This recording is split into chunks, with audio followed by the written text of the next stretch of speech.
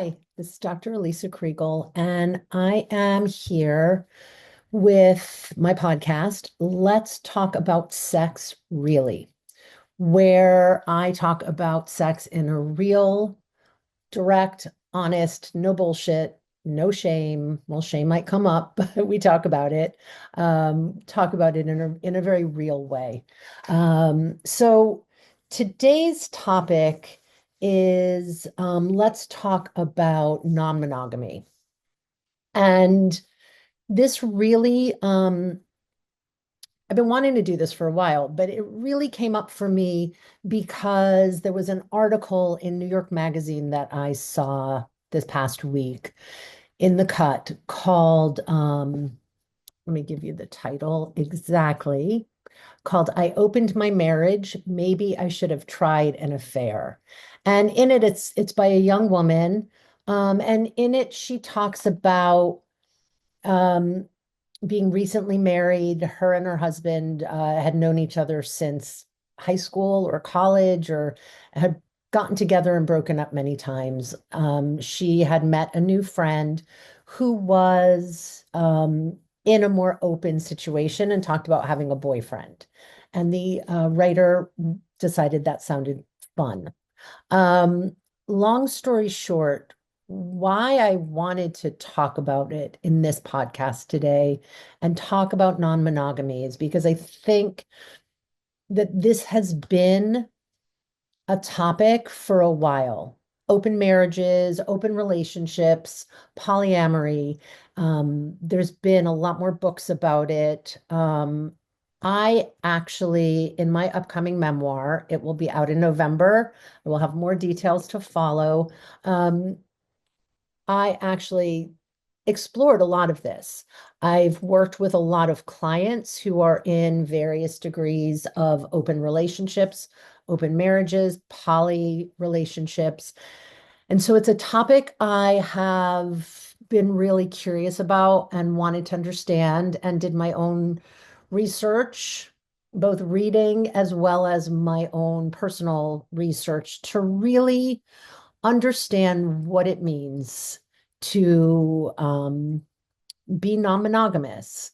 And an article like the one I read in the Cut, what's upsetting is that it was clear to me that what she was calling an open marriage and how her and her husband opened it was like not really a full, healthy, you know, consensual, wasn't sure, it wasn't clear it was consensual, open relationship. And I am not saying that out of judgment. I am saying it out of education, because when things become kind of known in the more larger culture and it comes out of a specific segment of the population, um, ethical non-monogamy or consensual non-monogamy, as it's been called, it's sometimes it's like the telephone game, right? You say things, uh,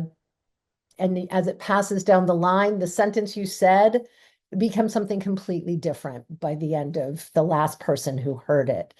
And that's what I felt with this article. And that's what I feel, that there's a lot of conversation about what an open relationship is, or I hear it a lot with the younger generation. They just want to open up their relationships and be non-exclusive without understanding the work it takes and what the meaning is and what the reason is for people to do this. So that's where I wanted to start today, is really, if you've been curious at all, if you've read any of the books that have come out where people have opened up their relationship, or any of the numerous articles that talk about it, or have friends or kids or partners even who have sort of brought this up as a possibility. Um, the podcast today is really an opportunity to dispel some of the myths and talk a little bit more about what these relationships, what these marriages actually are.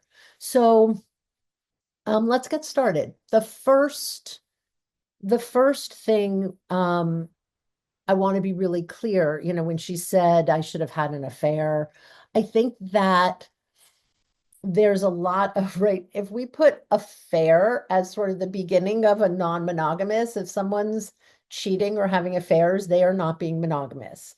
That is not an open relationship. That is secrets, that's dishonesty.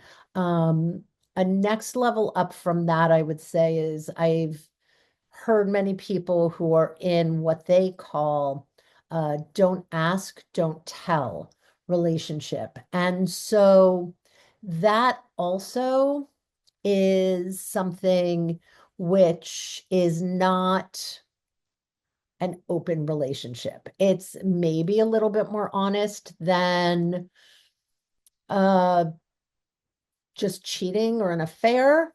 But don't ask, don't tell is basically the person knows that you are going to be seeing other people or having sex. They don't want to hear about it. Maybe you've been in a long-standing sexless marriage. Maybe there's something going on that one partner really, either because of medical issues or physical issues or any number of things, just isn't interested in sex any longer and understands their partner might be.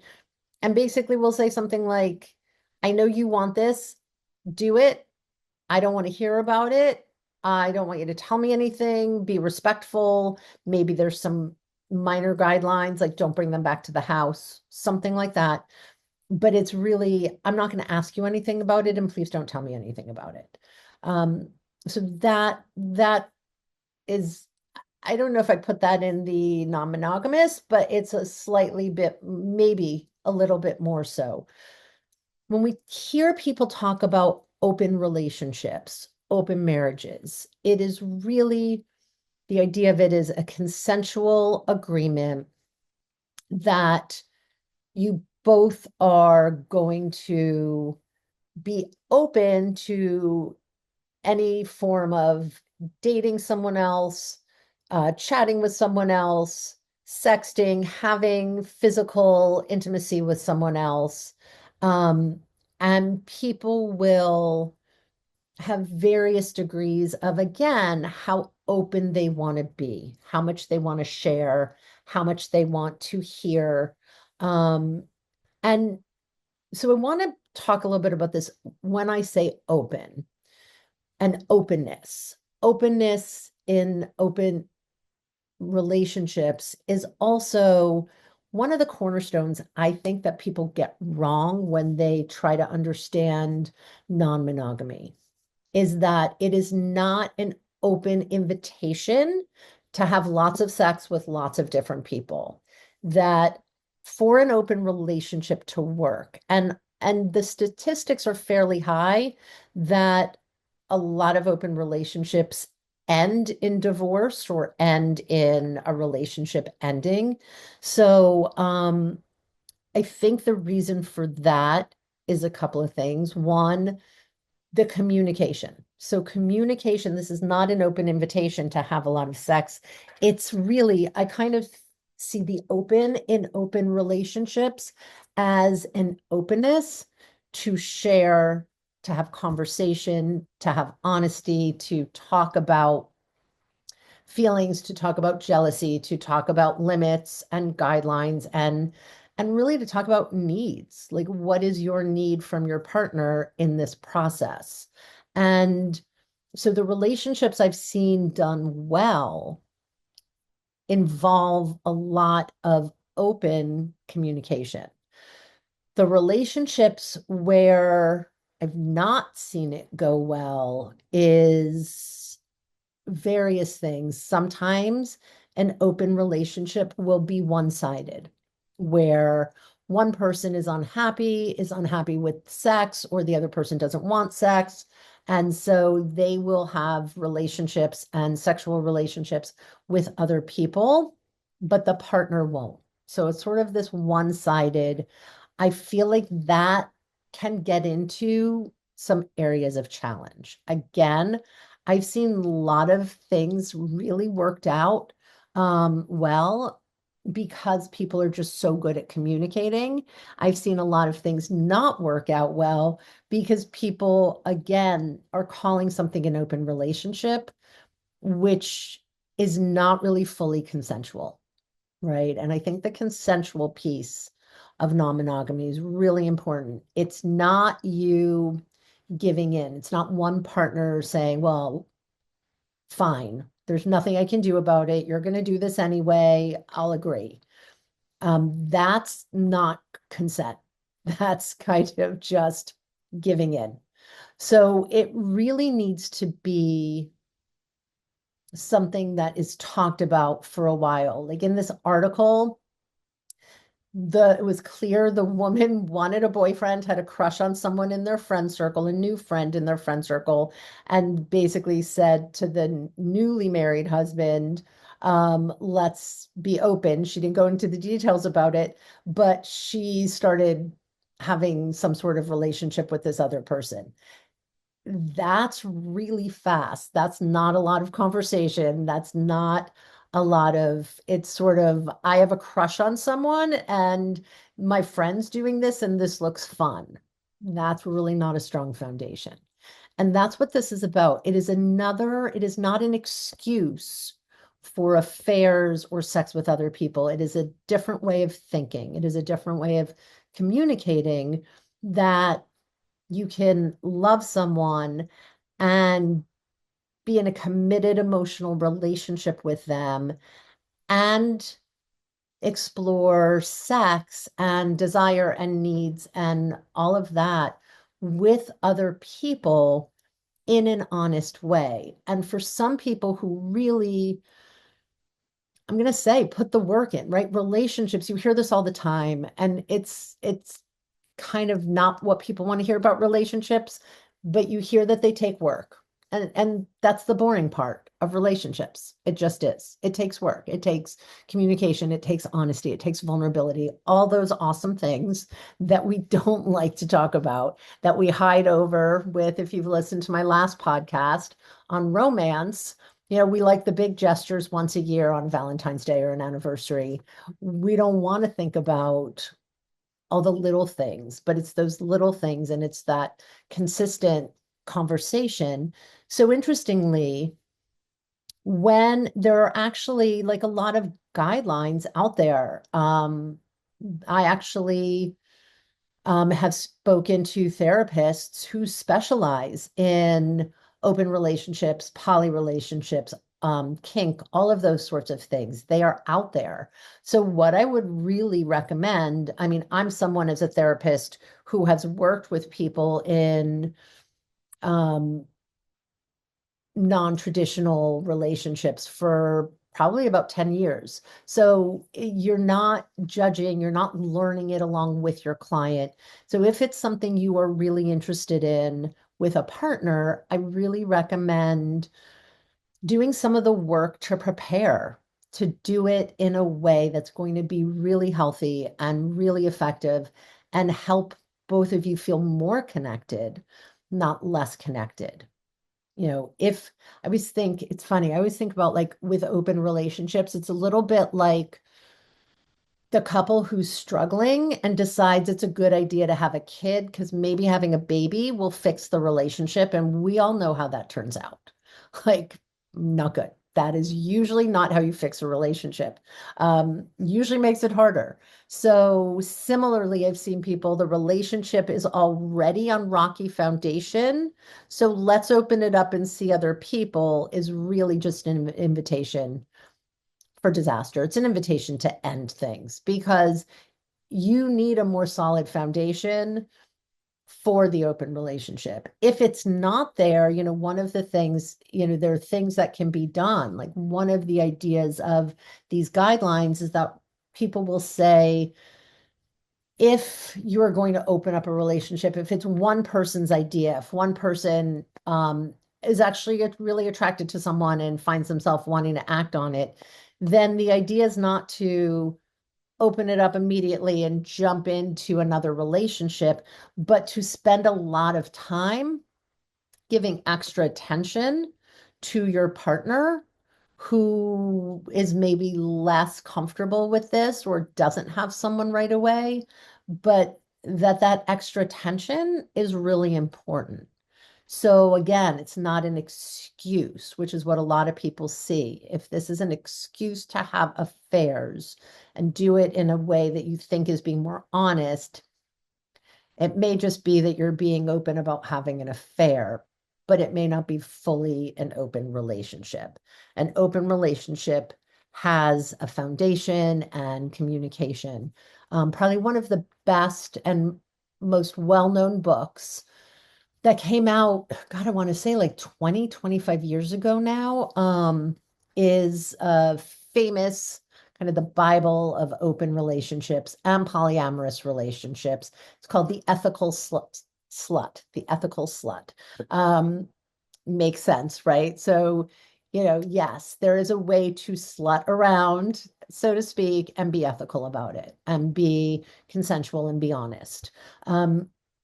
The other piece is the other type of relationship it talks about is polyamory. And polyamory is thought of as more people having ongoing, multiple loving relationships, not just opening up your relationship to dating or having sex with other people, but people who are polyamorous or in a polyamory kind of community, they really will talk about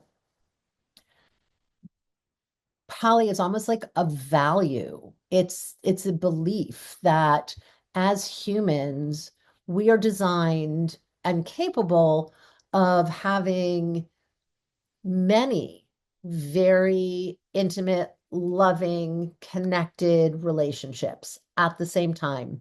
And that having one doesn't interfere with loving someone else. And so polyamory is fascinating because it really is a different belief system about how we operate.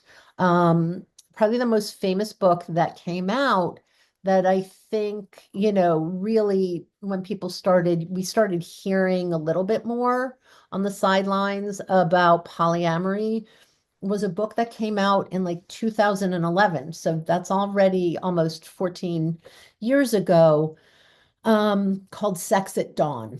The subtitle, Sex at Dawn, How We Mate, Why We Stray, and What It Means for Modern Relationships.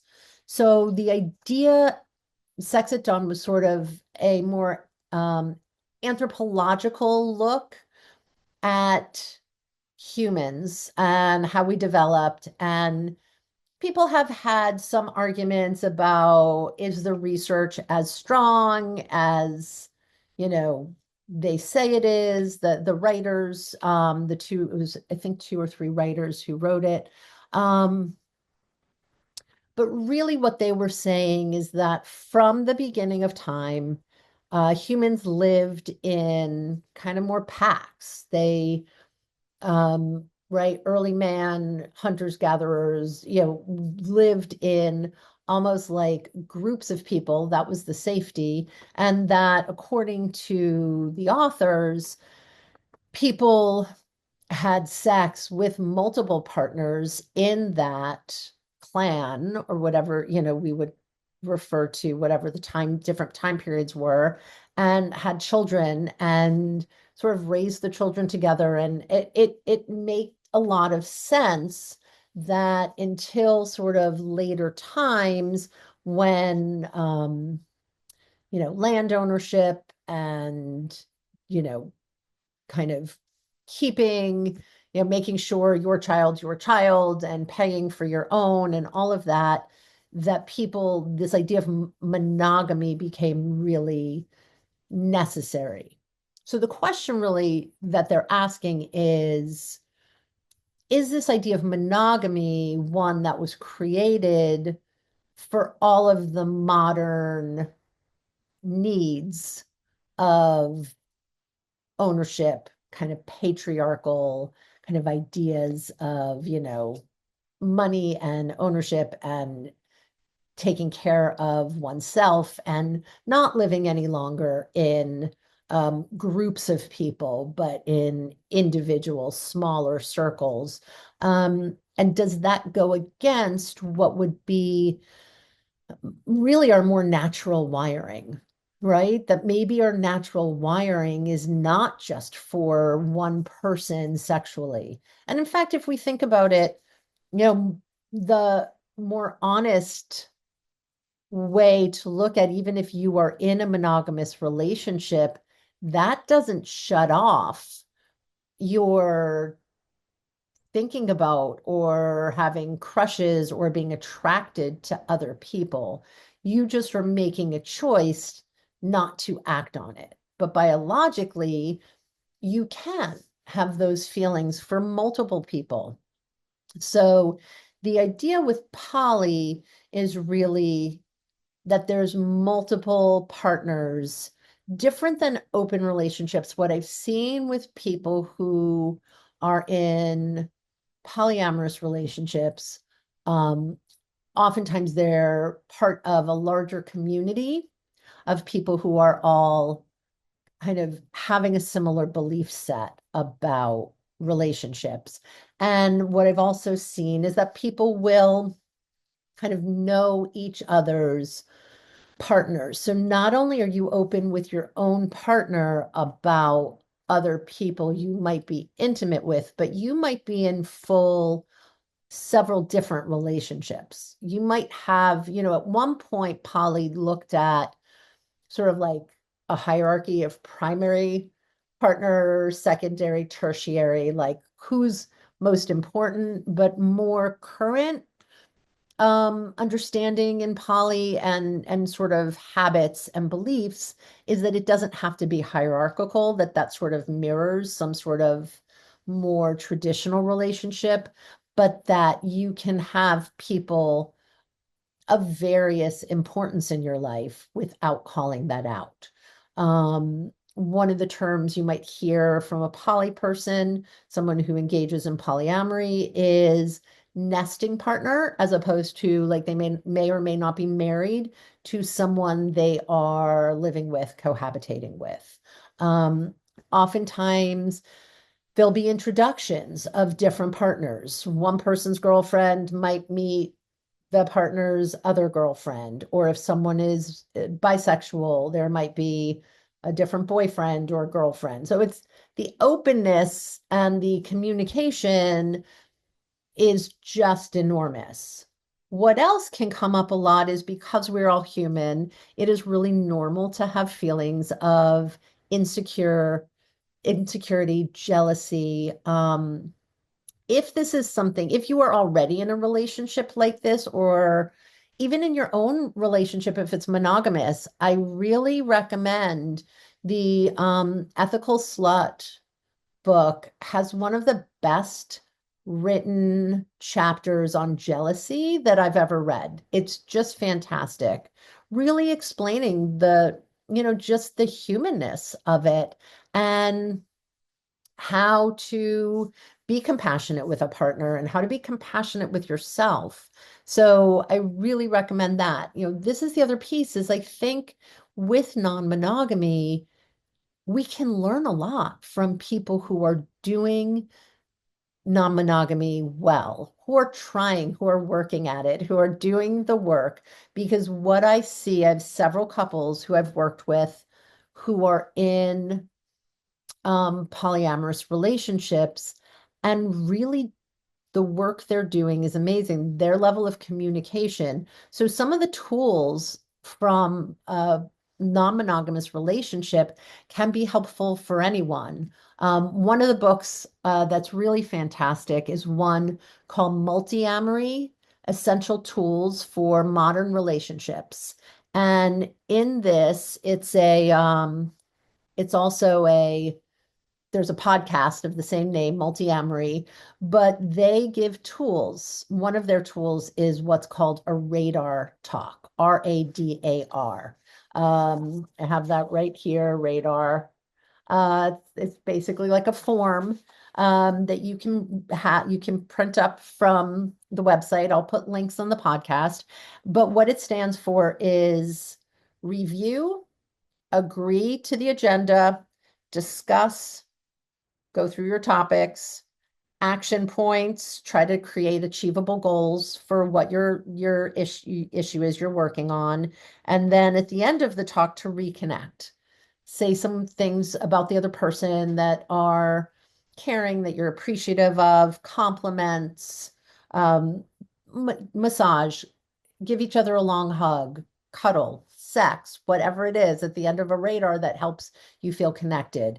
And my clients who, thinking of one in particular who's really kind of grown up doing these relationships as she came into this in her late 20s, mid 20s, and is now in her mid 30s, is she's just gotten really good at incorporating these tools and making her relationships that she does have so much healthier. So a radar talk is something that you can do even if you're not in a non-monogamous relationship. The other great book that I think is also really helpful for anyone is called Polysecure. Came out just a few years ago. Really great reviews. It's called Polysecure: Attachment Trauma and Consensual Non-Monogamy. So if you are in a non-monogamous relationship, if you are thinking about one, this might be really helpful. It looks a lot at attachment style and trauma, which we all know affects us in our relationships. So of course, if you have multiple relationships, it's going to affect you even more. Um, and I have to say, like my clients who've also done it, I'm thinking of one person who I'm really proud of, who's done this so well, who was in a monogamous relationship for a long time and it wasn't working. And I have to say, he and his partner worked really hard. Actually, I had done some couples therapy with them, and when they came back a year later and realized it just he had always felt he wanted to be in an open relationship or really more polyamorous relationship. And she had really bad experience and was not willing to try that again. So they spent, I would say, at least 6 months working on sort of the taking their relationship apart and slowly coming apart and moving forward, and remain to this day really caring good friends. And I think that's the sign of a healthy relationship, is really also a healthy breaking up of a relationship. So um the male part of the couple who I continued to see because he was my original client. Um, Before getting into poly or starting any relationship, there's courses, there's groups online you can join. He did a course that involved reading books and conversations, and then they stayed. I don't know if they're still together. It's been several years, but as he started dating in this new world, he really was able to come back to the group, and because of that, I think he was really able to learn so much about himself and some of the traps he fell into. And really what he wanted was to become just really good at communication and being very direct about it. And that's so important, right? And that's something that I talk about on this podcast a lot, is the honesty and the directness and the vulnerability and the willingness to put yourself out there and to be really honest with a partner and to really communicate effectively and practice that. I mean, it doesn't just happen. It comes from practice. And I think with time, he's found partners who just are really great communicators, and he's learned from that and become just so much more effective in his communication. So I think that's really helpful. Um, there's a term that I'm going to leave you with, which can really help and does help a lot of people with the ideas of jealousy. I think that's what people think about when they think, I could never do this, I'm too jealous. Um, and the term is called compersion. It's a term that's used a lot in the polyamory community. And compersion basically means a sense of joy or happiness at seeing your partner's pleasure, at seeing your partner excited about a new date, excited about a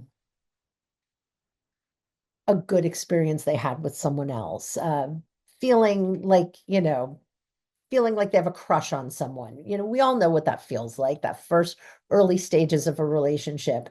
And instead of being jealous of it, a lot of people, and there might be jealousy first, but it's kind of tuning in and tapping into that sense of compersion.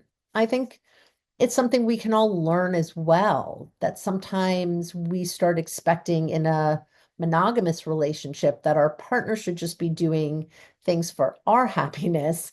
And I find that monogamous relationships can sometimes people can get very stuck in their own needs and their sort of self-centeredness and not step out of realizing, like, I think I talked about in the romance podcast about bids, your partner's bid for connection. I think compersion can be similar, that like you can take pleasure in seeing the things that give your partner pleasure. And when you are in a non-monogamous relationship, that becomes a necessity. It's not, you don't have the choice. It's really a necessity to make these relationships work. So those are the final one I'm not going to talk about a lot today is sort of swinging relationships, swaps, couples who are together who will have sex or connect with other couples, usually together, sometimes separately, but really swinging and swapping is done as a couple.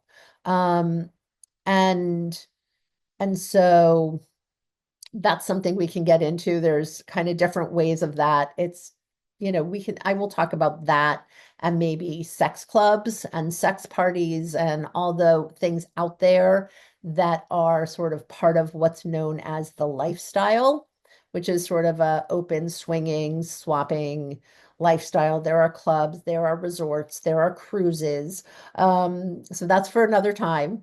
But right now, I really want, if this is something you're reading about, if this is something you've been curious about, to really find one of the books that I've mentioned. I'll have links to them um, on the video of this podcast, as well as the audio version, wherever you listen to audio. I will have all the links and take a look, read, go online. There's so much information. And sadly, there's so much misinformation. What we read in um, books or, or articles are not always the whole picture.